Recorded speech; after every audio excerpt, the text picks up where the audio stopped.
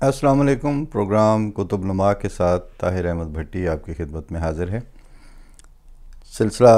مذہب کے نام پر خون کتاب کا چل رہا ہے اور اس میں ہم اس چیپٹر پہ اب پہنچے ہیں کہ جو ملائیت کے ہاتھ میں ایک قتل مرتد کا ہتھیار بھی ہے، جس طرح ختم نبوت ایک ہتھیار کے طور پر پکڑا ہوا ہے انہوں نے، اس کو اس کی اس حیثیت سے بالکل اس وقت کچھ لینا دینا نہیں ہے۔ جو قرآن شریف میں مذکور ہے، جو اللہ تعالیٰ نے ایک مقام اور منصب عطا فرمایا رسول اللہ صلی اللہ علیہ وسلم کو، اس سے ہٹ کے اب وہ ختم نبوت ایک حربہ بقول تحقیقاتی عدالت کے ججوں کے الفاظ میں کہ یہ اس زمانے کے مولویوں کے ہاتھ میں ایک حربہ ہے جسے وہ اپنے دشمنوں کے خلاف سیاسی پوائنٹ سکورنگ کے لیے استعمال کرتے ہیں۔ اسی طرح سے یہ قتل مرتد ایک فلسفہ گھڑ کے اور بطور خاص مودودی صاحب کی تعلیمات کے ذریعے اس کو پروموٹ کیا گیا، اور یہ نہیں دیکھا گیا کہ اگر اس اصول کو، جو کہ خالصتاً غیر اسلامی اصول ہے، خالصتاً غیر قرآنی تعلیم ہے، اس کا اللہ تعالیٰ سے، حضرت صلی اللہ علیہ وسلم سے اور قرآن کریم سے اور اسلام سے قطعاً کوئی تعلق نہیں ہے،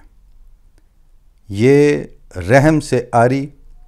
اور جبر کی تمام تر صفات سے متصف ہونے کے بعد جو ملائیت معرض وجود میں آتی ہے، یہ اس کا فلسفہ ہے، اور اقتدار کے بعد اس کو کنسالیڈیٹ کرنے کے لیے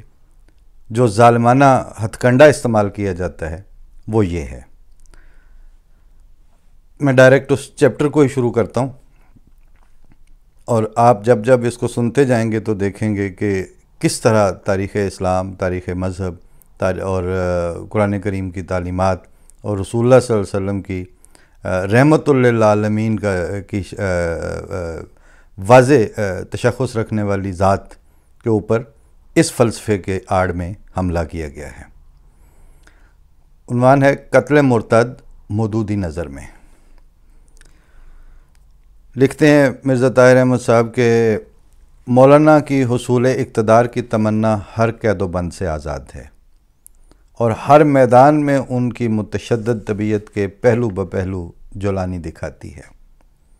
ان کا قتل مرتد کا عقیدہ بھی اسی کا کھلایا ہوا ایک گل ہے، اور اپنے مخصوص طریق کے مطابق یہ اس عقیدے کو بھی حضرت صلی اللہ علیہ وآلہ وسلم کی طرف منسوب کرتے ہیں۔ چنانچہ اس موضوع پر ایک رسالہ مرتد کی سزا اسلامی قانون میں نام سے قلم بند فرمایا ہے، جس میں نہایت دلیری سے حضرت صلی اللہ علیہ وآلہ وسلم کی طرف اس نظریے کو منسوب کیا ہے، اور حضرت ابو بکر رضی اللہ تعالیٰ عنہ کی اس فوج کشی سے نظیر پکڑی ہے جو آپ نے منکرین زکوٰۃ کو بغاوت فروغ کرنے کے لیے فرمائی تھی۔ جہاں تک مولانا کے پیش کردہ نقلی اور عقلی دلائل پر تفصیلی بحث کا تعلق ہے، یہ امر ایک علیحدہ کتاب کا متقاضی ہے۔ پس میں یہاں اس کے چند ایک پہلوؤں کے ذکر پر ہی اکتفا کروں گا۔ اگرچہ یہ درست ہے کہ اور بھی علماء اسلام نے، جو یقیناً نیک دل اور صاف نیت تھے، اس مسئلے میں ٹھوکر کھائی ہے، مگر ان کی ٹھوکر اور مولانا مودودی کی ٹھوکر میں ایک بھاری فرق ہے، اور میں پہلے اسی فرق کی طرف ناظرین کی توجہ مبذول کروانا چاہتا ہوں۔ ان علماء کی غلطی محض ایک فقہی غلطی تھی، اور ان کے نفس کے تشدد کا اس میں کوئی دخل نہیں تھا۔ چنانچہ باوجود اس کے کہ وہ دیانتداری سے اس بات کے قائل تھے کہ اسلام میں مرتد کی سزا قتل ہے، ان کے ہاں مسلمان کی تعریف ایسی وسیع تھی کہ اس سے امت محمدیہ میں کسی قتل عام کا سوال ہی پیدا نہ ہوتا تھا، اور اس حکم کا اطلاق اسی صورت میں ہو سکتا تھا کہ جب کوئی شخص کسی دوسرے مذہب سے آ کر اسلام میں شامل ہو، پھر مرتد ہو جائے اور واضح طور پر کہے کہ میں مسلمان نہیں ہوں۔ اس پر بھی خود اس نظریے کے حامل علماء میں سے بعض کا یہ فتویٰ تھا کہ ایسے شخص کو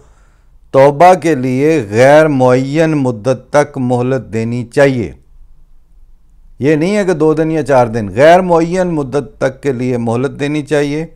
اس سے یقینی طور پر ثابت ہوتا ہے کہ ان کی یہ غلط فہمی اس خواہش کی بنا پر نہ تھی کہ خلق خدا کی گردنیں ان کے ہاتھ میں آ جائیں اور وہ دل کھول کر خدائی کریں۔ ہرگز انہیں یہ ذوق و شوق نہیں تھا کہ وہ زبردستی پہلے کلمہ گو مسلمانوں پر کفر کے فتوے لگا کر انہیں کافر قرار دے لیں، پھر قتل مرتد کا عقیدہ دامن میں لے کر گھات لگائے بیٹھے رہیں کہ کب اقتدار ہاتھ میں آئے اور کب ہم مرتدین کے خون کے دریا بہا دیں۔ مگر یورپ کی تاریخ صدیوں کے رہنما یا ان رہنمایان مذاہب کی طرح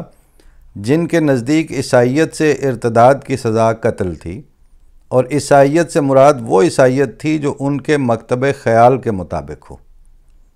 مودودی صاحب کے نزدیک بھی اسلام سے ارتداد کی سزا قتل ہے، اور اسلام سے مراد وہ اسلام ہے جسے مودودی صاحب یا ان کے کوئی جانشین اسلام قرار دیں۔ چنانچہ مودودی دور حکومت میں اس امر کا آخری فیصلہ بہرحال کسی مودودی حکمران ہی کے ہاتھ میں ہوگا کہ کون مسلمان اور کون مرتد کے حکم میں آتا ہے۔ یہ فیصلہ کیا ہوگا؟ اس سوال کا جواب غیر مشکوک طور پر مولانا کی تصنیفات میں دیا جا چکا ہے، مگر اس بارے میں مولانا کے تصورات قلم بند کرنے سے پہلے میں ضروری سمجھتا ہوں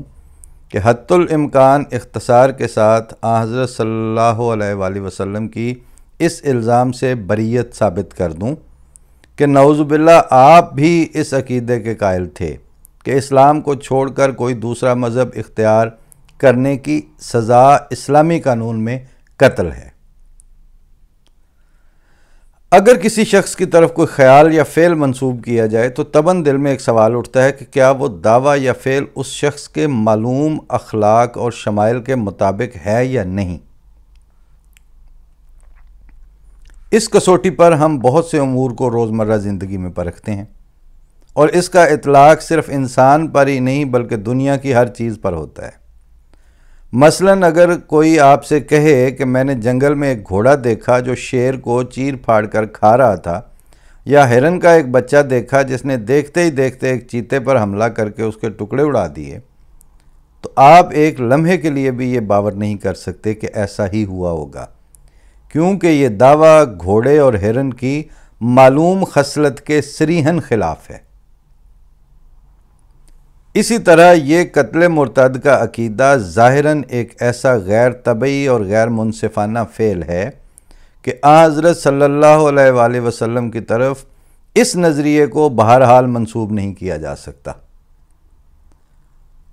آپ صلی اللہ علیہ وسلم کا تو پیغام ہی یہی تھا کہ دنیا والے اپنے تمام مذاہب چھوڑ کر آپ کا مذہب قبول کر لیں۔ پھر آپ خود کس طرح تبدیلی مذہب پر کسی قسم کے جبر کو روا رکھنے کی اجازت دے سکتے تھے؟ جب لوگ کوئی دوسرا مذہب چھوڑ کر آپ کے مذہب میں داخل ہوتے تھے تو اس جرم کی پاداش میں ان کو مارا یا ستایا جاتا تھا تو آپ اسے صریح ظلم قرار دیتے تھے، اور انسان کی آزادی ضمیر کے خلاف ایک سخت غیر منصفانہ اقدام سمجھتے تھے۔ تو پھر یہ کیسے ممکن تھا کہ وہ سب عادل انسانوں سے بڑھ کر عدل کرنے والا اور سب منصفوں سے زیادہ منصف مزاج اپنے معاملے میں اس معیار کو بالکل فراموش کر ڈالے؟ جب لوگ کسی کو تبدیلی مذہب پر ماریں تو انہیں سخت ظالم قرار دے، اور جب اپنا مذہب چھوڑ کر کوئی دوسری طرف جائے تو اس کے قتل کا فتویٰ جاری کر دیا جائے۔ اس قسم کی پالیسی تو کسی دنیا کے سیاستدان کی طرف منسوب کرنا بھی اس کی سخت حد تک سمجھی جاتی ہے، کجا یہ کہ اسے سب نبیوں کے سردار حضرت محمد مصطفیٰ صلی اللہ علیہ وسلم کی طرف منسوب کیا جائے۔ اس کے علاوہ اگر آپ کے عمومی خلق کی طرف بھی جس کی بعض جھلکیاں پہلے گزر چکی ہیں نگاہ کی جائے تو اس عقیدے کو آپ کی طرف منسوب کرنے کی گنجائش نہیں رہتی۔ جس طرح سورج سے متعلق خواہ ہزار دلائل دیے جائیں کوئی یہ تسلیم نہیں کر سکتا کہ وہ روشنی کی بجائے تاریکی برساتا ہے، اسی طرح اس انسان کامل صلی اللہ علیہ وسلم کی طرف یہ غیر فطری فعل منسوب کرنے کی کوئی گنجائش نہیں۔ لیکن اگر کوئی کہے کہ یہ سرے سے ناانصافی ہے اگر کوئی کہے کہ یہ سرے سے ناانصافی ہے ہی نہیں تو اس کا جواب میرے پاس سوائے ایک سخت حیران خاموشی کے اور کچھ نہیں ہے۔ اور اس وقت پاکستان میں ملائیت اکثر و بیشتر جو عقیدے گھڑ گھڑ کر مسلط کر رہی ہے، جس کے اوپر بات کرنے کے وقت ان کو کہتے ہیں یہ حساس موضوع ہے، اور خود اسی حساس موضوع پہ سارا دن زبانیں کھولتے ہیں اور ہر چوک میں تھڑے لگا کے بیٹھ جاتے ہیں۔ اس وقت اگر ان سے گفتگو کی جائے یا اگر وہ گفتگو کو جائز سمجھتے ہوں تو اس طرح کا اگر وہ آرگومنٹ دیں کہ یہ جس طرح انہوں نے بات اٹھائی ہے مرزا طاہر احمد صاحب نے اپنی تحریر میں، کہ آخر پہ وہ کہیں کہ یہ تو کوئی ناانصافی ہے ہی نہیں، تو اس کا جواب تو سوائے ایک سخت شدید حیران کن خاموشی کے اور تو کچھ بھی نہیں ہو سکتا۔ دوسرا امر قابل غور یہ ہے کہ قرآن کریم جو مذاہب کی تاریخ پیش کرتا ہے اس پر ایک نظر ڈالنے سے ہی پتہ چل جاتا ہے کہ انبیاء گزشتہ میں سے ایک نے بھی کبھی ارتداد کی سزا موت یا جلاوطنی تجویز نہیں کی۔ اس کے برعکس بلا استثناء ان کے تمام مخالفین نے ارتداد کی سزا موت یا جلاوطنی تجویز کی اور اسی کے مطابق عمل کرنے کی کوشش کرتے رہے۔ خدا تعالیٰ نے قرآن کریم میں ان کے اس طریق کو سخت ناپسندیدہ اور قابل سرزنش قرار دیا ہے اور اس کی سزا یقینی ہلاکت اور عذاب الہی تجویز فرمائی ہے۔ پھر میں یہ کس طرح تسلیم کر لوں کہ میرے مقدس آقا صلی اللہ علیہ وآلہ وسلم نے ان تمام معصوم انبیاء کی سنت کو ترک کر کے نعوذ باللہ ان کے مخالفین کی ناپسندیدہ اور ناجائز سنت کو اپنا لیا اور اسی کو صحیح قرار دیا۔ یہ میرے نزدیک سورج کی طرف تاریکی منسوب کرنے سے بھی زیادہ ناممکن ہے، مگر اس پہلو پر چونکہ کتاب کے پہلے ہی باب میں تفصیل سے روشنی ڈال دی گئی ہے اس لیے اب مزید کچھ کہنے کی ضرورت نہیں۔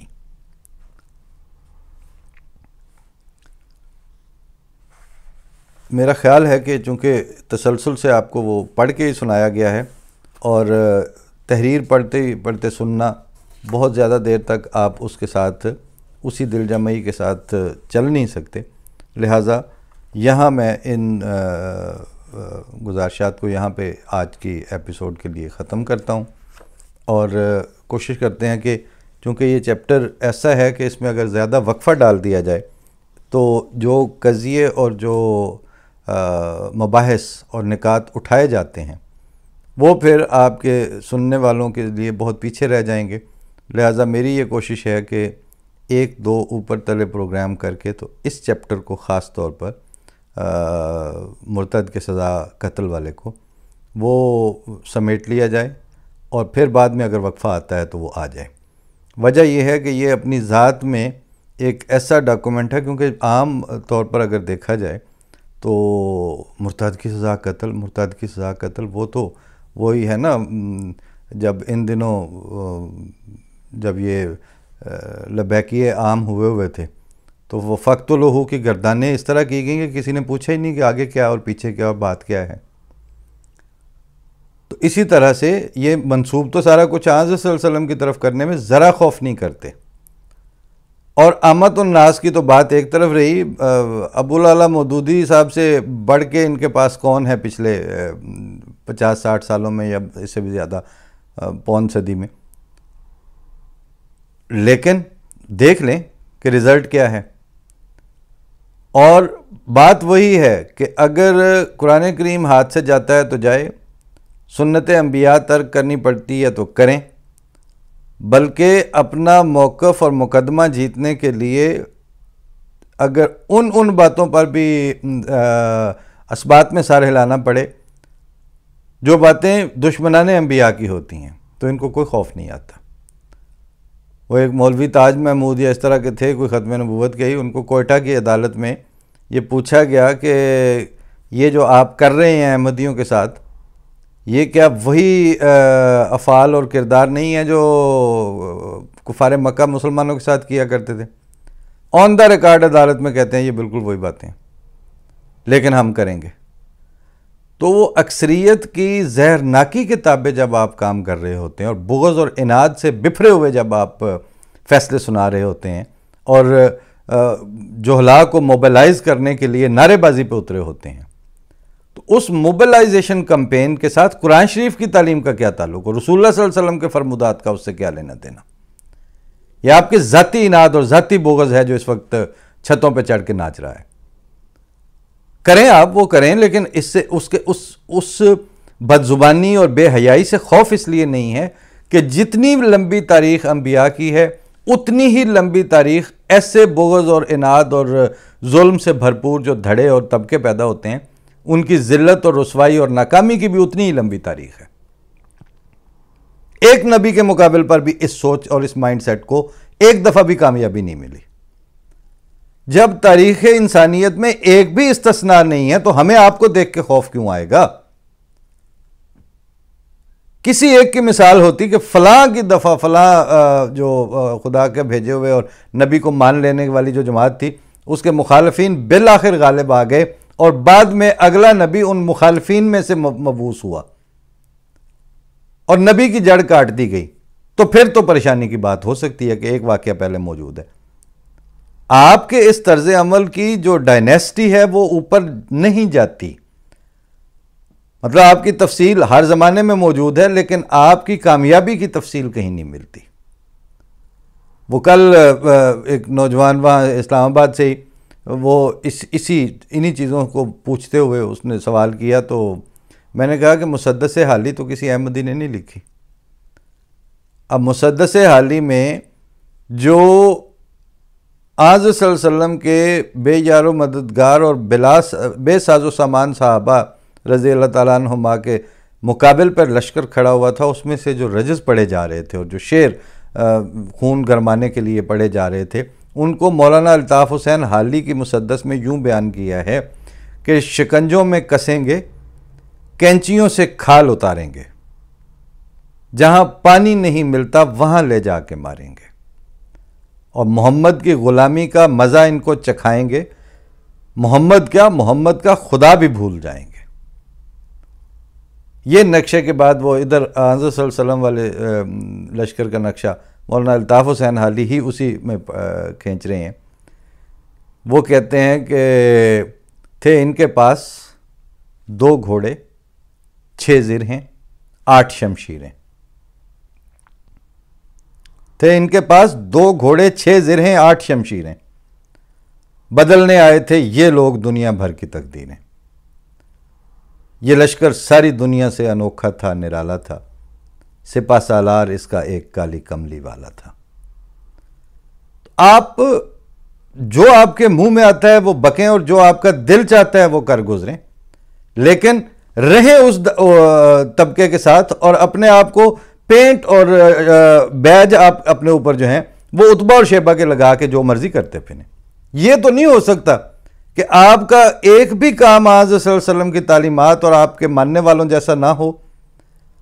اور آپ ایک دفعہ بھی اس صبر اور حوصلے کا مظاہرہ نہ کر سکیں دوسرے کے خیال کے مقابل پر، اور آپ کہیں کہ ہم اس زمانے میں آج صلی اللہ علیہ وسلم کا بھی دفاع کریں گے، اسلام کا بھی دفاع کریں گے اور ختم نبوت کا بھی دفاع کریں گے۔ نبوت کا دفاع آپ کو نہیں کرنا آیا، ابھی نبوت کی تفہیم ہی نہیں ہے آپ کو، دفاع آپ نے کس چیز سے کرنا ہے؟ لہٰذا یہ آپ کے ننگ ہیں، یہ آپ کی اصلیت ہے، اس اصلیت کے ساتھ آپ زندہ رہیں، اس اصلیت کے ساتھ آپ حملہ آور ہوں، اس اصلیت کے ساتھ آپ بغض و عناد کے علاوہ روشن کریں، نو ایشو۔ لیکن یہ نہیں ہو سکتا کہ آپ عامت الناس کے سامنے جا کے تو ان کو سکھائیں قتل مرتد، جی مرتد دی سزا قتل، وہ کتھوں ہوں کیویں، یہ جواب دیو پہلے۔ یہ اس چیپٹر میں پوری تاریخ مذہب کے ساتھ اور تاریخ اسلام کے ساتھ بالخصوص اولین دور سے لے کے آج صلی اللہ علیہ وسلم کی زندگی سے لے کے آگے خلفائے راشدین تک کسی ایک جگہ ایک مثال بھی ویلڈ آرگومنٹ کے طور پر یہ نہیں پیش کر سکے۔ اللہ کے حوالے۔ السلام علیکم ورحمۃ اللہ۔